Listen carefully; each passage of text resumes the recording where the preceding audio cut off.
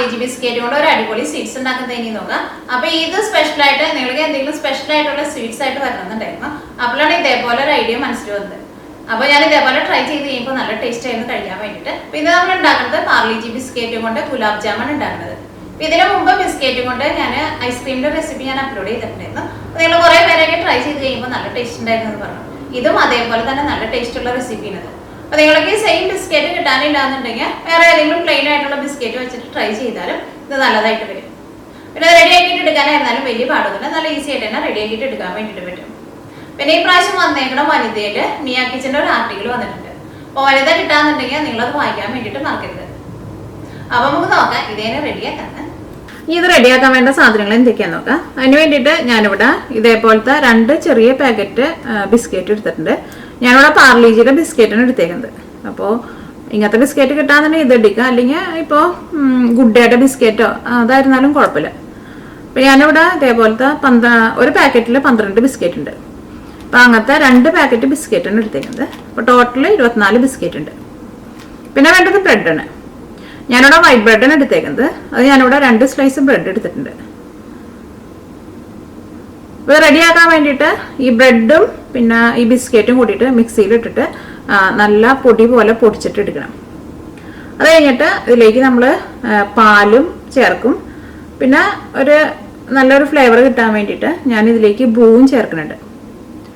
Bru ഞാൻ ഇത്രയ്ക്ക് mixing എടുക്കുമ്പോൾ ഇതിലേക്ക് 1/2 ടീസ്പൂൺ ബ്രൂവാണ് ചേർക്കുന്നത്.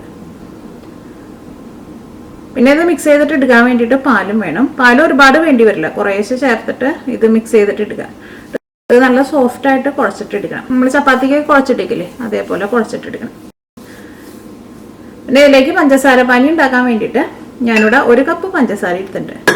1 കപ്പ് പഞ്ചസാര എടുക്കുമ്പോൾ 3/4 കപ്പ് വെള്ളം ചേർത്തിട്ട് ഈ പഞ്ചസാര പാനിയാക്കിയിട്ട് എടുക്കണം. അതിലേക്ക് നമ്മൾ ടേസ്റ്റിന് വേണ്ടിയിട്ട് ഏലക്കായ പൊടിച്ചതും ചേർക്കുന്നുണ്ട്. പിന്നെ അതിന് കറക്റ്റായിട്ടൊരു അളവില്ല, നമ്മൾ ടേസ്റ്റിനനുസരിച്ചിട്ട് ചേർത്ത് കൊടുക്കണം. റെഡിയാക്കാൻ വേണ്ടിയിട്ട് ഫസ്റ്റ് ബ്രെഡും ബിസ്ക്കറ്റും കൂടിയിട്ട് പൊടിച്ചിട്ടെടുക്കുക. ഞാനിവിടെ 2ഉം സെപ്പറേറ്റ് ആയിട്ടാണ് പൊടിച്ചിട്ടെടുക്കുന്നത്. അല്ലെങ്കിൽ ഒരുമിച്ച് പൊടിച്ചെടുത്താലും കുഴപ്പമില്ല, നല്ല നൈസായിട്ട് പൊടിച്ചിട്ടെടുക്കണം. അപ്പോൾ ബിസ്ക്കറ്റ് ഞാനൊന്ന് പൊടിച്ചിട്ടാണ് മിക്സിയിലേക്ക് ചേർക്കുക. അത് കഴിഞ്ഞിട്ട് നല്ല പൊടി പോലെ പൊടിച്ചിട്ടെടുക്കും. അപ്പോൾ ഞാനിവിടെ ബിസ്ക്കറ്റ് പൊടിച്ചെടുത്തിട്ടുണ്ട്. ഇത് നമുക്കൊന്ന് അരിപ്പയിൽ അരിച്ചിട്ടെടുക്കുക. അപ്പോൾ ചെറുതായിട്ട് തരിയൊക്കെ ഉണ്ടെന്നുണ്ടെങ്കിൽ അത് നമുക്കൊന്നും കൂടി ഒന്ന് മിക്സിയിലിട്ടിട്ട് ഒന്ന് കറക്കിയിട്ടെടുക്കണം.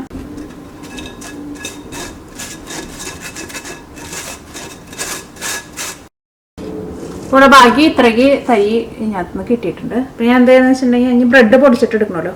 അപ്പോൾ ബ്രെഡിൻ്റെ കൂടെ ഈ ബാക്കി വന്ന തരിയും കൂടിയിട്ട് ചേർത്തിട്ട് പൊടിച്ചിട്ടെടുക്കുക.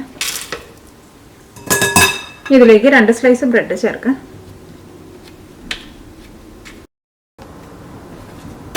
അപ്പോൾ ബ്രെഡും പൊടിച്ചെടുത്തിട്ടുണ്ട്.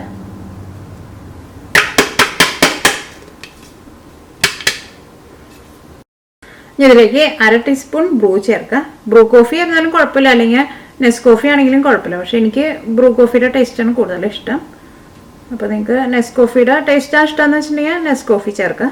ഒരുപാട് ചേർക്കണ്ട, ഞാൻ അതിലേക്ക് 1/2 ടീസ്പൂൺ മാത്രമേ ചേർക്കണുള്ളൂ.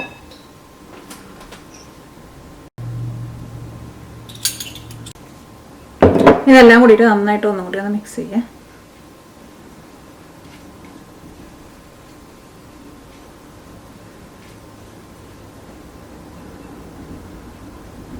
ഇനി ഞാൻ ഇതിലേക്ക് ഇപ്പോൾ സെപ്പറേറ്റ് പഞ്ചസാര ചേർക്കണില്ല, കാരണം ബിസ്ക്കറ്റിനായിരുന്നാലും അത്യാവശ്യം നല്ല മധുരമുണ്ട്, ബ്രെഡിനായിരുന്നാലും ചെറിയ മധുരം ഉണ്ടല്ലോ. പിന്നെ ഇത് നമ്മൾ ലാസ്റ്റ് പഞ്ചസാര പനിയിലേക്ക് ഇടുമല്ലോ. അപ്പോൾ പിന്നെ മിക്സിലേക്ക് നമ്മൾ സെപ്പറേറ്റ് മധുരം ചേർക്കണ്ട, അപ്പോൾ ഭയങ്കര മധുരമായി പോവും. ഇതിലേക്ക് കുറേശ്ശെ പാല് ചേർത്തിട്ട് മിക്സ് ചെയ്തിട്ടെടുക്കുക. കാരണം ഇത് ബ്രെഡും ബിസ്ക്കറ്റും ആയതുകൊണ്ട് തന്നെ സാധാരണ നമ്മൾ ചപ്പാത്തിക്ക് കുഴച്ചിരിക്കണ അത്രയ്ക്ക് വെള്ളത്തിൻ്റെ ആവശ്യം ഉണ്ടാവില്ല, വളരെ കുറച്ച് പാല് മാത്രം മതിയാവും. അപ്പോൾ കുറേശ്ശെ ചേർത്തിട്ട് കുഴച്ചിട്ടെടുക്കുക. ഞാനിവിടെ ടേബിൾ സ്പൂണിൽ ചേർക്കാം. അപ്പോൾ ഞാൻ നിങ്ങളുടെ അടുത്ത് പറയാം എത്ര ടേബിൾ സ്പൂണാണ് ചേർത്തതെന്നുള്ളത്.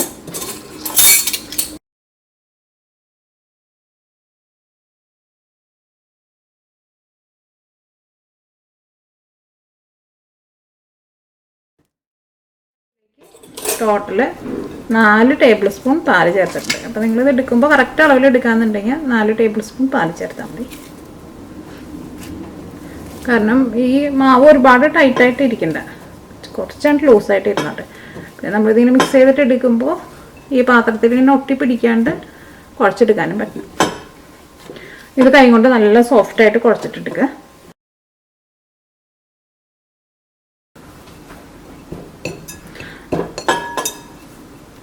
അപ്പോൾ ഞാനിതിവിടെ ഇതേപോലെ ഇങ്ങനെ നല്ല സോഫ്റ്റായിട്ട് കുഴച്ചെടുത്തിട്ടുണ്ട്. ഇത് നമുക്ക് ഒരു അരമണിക്കൂർ ഒന്ന് റെസ്റ്റ് ചെയ്യാൻ വേണ്ടിയിട്ട് വയ്ക്കുക. നമ്മൾ എന്ത് സാധനം ഇതേപോലെ കുഴച്ചിട്ട് എടുക്കുമ്പോൾ ചപ്പാത്തിക്ക് വരുന്നത് നമുക്കറിയാലോ, കുറച്ച് നേരം ഒന്ന് റെസ്റ്റ് ചെയ്യാൻ വേണ്ടി വെച്ചിട്ടുണ്ടെങ്കിൽ കുറച്ചും കൂടി നല്ലതായിരിക്കും. അപ്പോൾ ഇതൊരു അരമണിക്കൂർ കഴിഞ്ഞിട്ട് ഇത് നമുക്ക് നല്ല ചെറിയ ബോളാക്കിയിട്ട് ഉരുട്ടിയിട്ടെടുക്കാം. അപ്പോൾ ഞാനിവിടെ ഇതൊരു അരമണിക്കൂർ റെസ്റ്റ് ചെയ്യാൻ വേണ്ടിയിട്ട് വെച്ചിട്ടുണ്ടായിരുന്നു. ഇത് ഓരോ ചെറിയ ബോളാക്കിയിട്ട് ഉരുട്ടിയിട്ടെടുക്കാം. അപ്പോൾ ഞാനിതിവിടെ അരമണിക്കൂർ റെസ്റ്റ് ചെയ്യാൻ വേണ്ടിയിട്ട് വെച്ചിട്ടുണ്ടായിരുന്നു. ഇതിൽ നിന്ന് കുറേശ്ശെ എടുത്തിട്ട് ഓരോ ചെറിയ ബോളാക്കിയിട്ട് എടുക്കുക.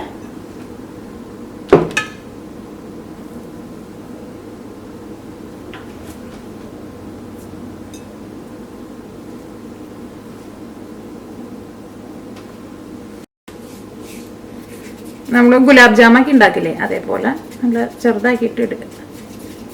ഇത് കയ്യിൽ വെച്ചിട്ട് ഇതേപോലെ നന്നായിട്ടൊന്ന് ഉരുട്ടി കൊടുക്കുക. അപ്പോൾ നല്ല സോഫ്റ്റ് ബോളായിട്ട് കിട്ടും.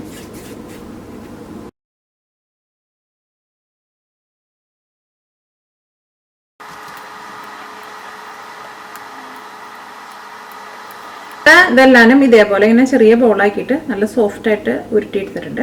അപ്പോൾ ഇത്രയ്ക്ക് മിക്സിങ് എടുത്തു കഴിഞ്ഞിട്ട് എനിക്ക് ഇതേപോലത്തെ 15 ബോളാണ് കിട്ടിയത്. ഇത് നമ്മൾ ഓയിലിൽ വറുത്തിട്ട് എടുക്കും. അത് കഴിഞ്ഞിട്ട് ഇത് നമ്മൾ പഞ്ചസാര പാനിയിലേക്ക് ഇടും. ഇനി ഇത് പഞ്ചസാര പാനിയാക്കാൻ വേണ്ടിയിട്ട് ഒരു പാത്രം എടുക്കുക. ഇതിലേക്ക് 1 കപ്പ് പഞ്ചസാര ചേർക്കുക.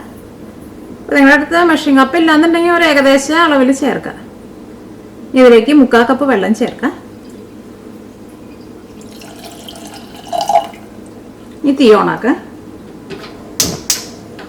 ഈ പഞ്ചസാര വെള്ളത്തിൽ നന്നായിട്ടൊന്ന് അലിഞ്ഞ് വരണം.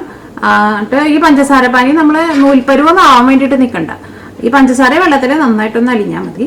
അപ്പോൾ നിങ്ങൾ എടുക്കുമ്പോൾ മെഷറിംഗ് കപ്പ് ഇല്ലാന്നുണ്ടെങ്കിൽ ഇപ്പോൾ നമ്മൾ ചായ കുടിക്കുന്ന ഗ്ലാസ്സിൽ 1 കപ്പ് പഞ്ചസാര എടുക്കുക. എന്നിട്ട് ആ സെയിം കപ്പിൽ തന്നെ 3/4 കപ്പ് വെള്ളം ചേർക്കുക. പഞ്ചസാര ഇതിൻ്റെ കൂടെ നന്നായിട്ടൊന്ന് ചേർന്ന് വരണം. അപ്പോൾ പഞ്ചസാര വെള്ളത്തിൽ നന്നായിട്ട് മിക്സ് ആയിട്ടുണ്ട്. ഈ വെള്ളം നന്നായിട്ട് തിളച്ചിട്ടുണ്ട്. ഈ തീ ഓഫ് ചെയ്യുക. അപ്പോൾ പാൻ നന്നായിട്ട് ചൂടായിട്ടുണ്ട്. ഇനി ഇതിലേക്ക് ആവശ്യത്തിന് ഓയിൽ ഒഴിക്കുക. നിങ്ങൾക്ക് ഇഷ്ടമുള്ള ടൈപ്പ് ഓയിൽ ചേർക്കുക. ഇത് വറുത്തിട്ട് എടുക്കുമ്പോൾ ഒട്ടും ഓയിലൊന്നും കുടിക്കൊന്നുമില്ല. അപ്പോൾ നിങ്ങൾക്ക് വേണമെന്നുണ്ടെങ്കിൽ ഒരു ചെറിയൊരു പാൻ ഉണ്ടെന്നുണ്ടെങ്കിൽ ആ ചെറിയ പാനിൽ കുറച്ച് ഓയിൽ ഒഴിച്ചിട്ട് വറുത്തെടുത്താലും മതി. ഞാനിവിടെ ഒറ്റയടിക്ക് വറുത്തെടുക്കാൻ വേണ്ടിയിട്ട് കുറച്ച് വലിയ പാനാണ് വെച്ചത്.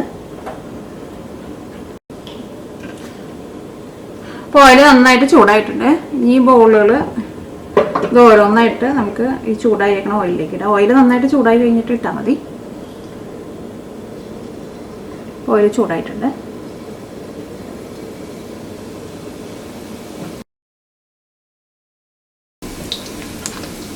ഒരു സൈഡ് ഒന്ന് മുരിഞ്ഞ് കഴിയുമ്പോൾ മറ്റേ സൈഡ് തിരിച്ചിടുക. എന്നിട്ട് 2 സൈഡ് നന്നായിട്ട് മുരിച്ചിട്ട് എടുക്കുക. ഒരുപാട് തീയാണ്ട് കൂട്ടി വയ്ക്കണ്ട. അപ്പോൾ പെട്ടെന്ന് അങ്ങോട്ട് മുരിഞ്ഞ പോലെയാവും. ഇതിൻ്റെ ഉള്ളിലേക്ക് നമുക്ക് ചെറുതായിട്ടൊന്ന് മുരിയണം. പക്ഷെ ഉള്ളിൽ നല്ല സോഫ്റ്റായിട്ടിരിക്കും. ഞാൻ ഓരോ സൈഡ് ഇങ്ങനെ തിരിച്ചിട്ട് കൊടുക്കാം. അപ്പോൾ എനിക്ക് എല്ലാ സൈഡും ഒരേപോലെ നമുക്ക് മുരിഞ്ഞിട്ട് ഇപ്പോൾ 2 സൈഡ് നന്നായിട്ട് മുരിഞ്ഞിട്ടുണ്ട്. ഇനി ഇത് ഞാൻ നേരെ എടുത്തിട്ട് പഞ്ചസാര പാനിയിലേക്ക് ഇടാനാണ് പോണത്.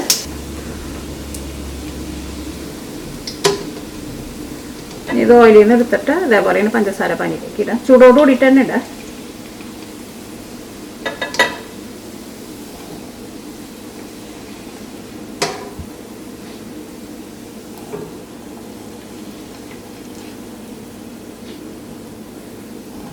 ഇതിലേക്ക് നമുക്ക് ഏലക്കായയുടെ പൊടി ചേർക്കാം. അത് നമ്മുടെ ടേസ്റ്റ് അനുസരിച്ചിട്ട് ചേർത്ത് കൊടുക്കാം.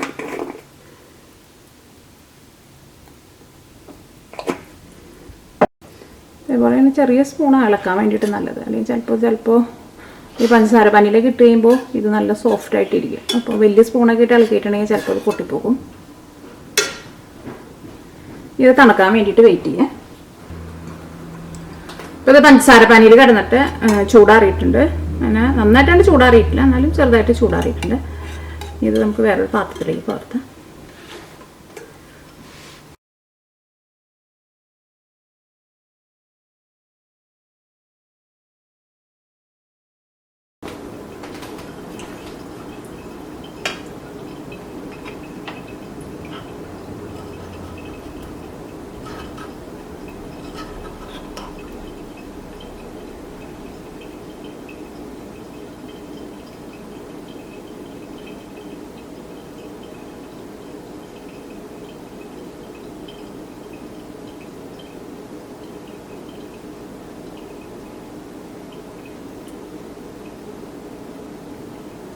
ഇതിൻ്റെ ഉള്ളിലായിരുന്നാലും ഇതേപോലെ ഇങ്ങനെ നല്ല സോഫ്റ്റ് ആയിട്ടിരിക്കും.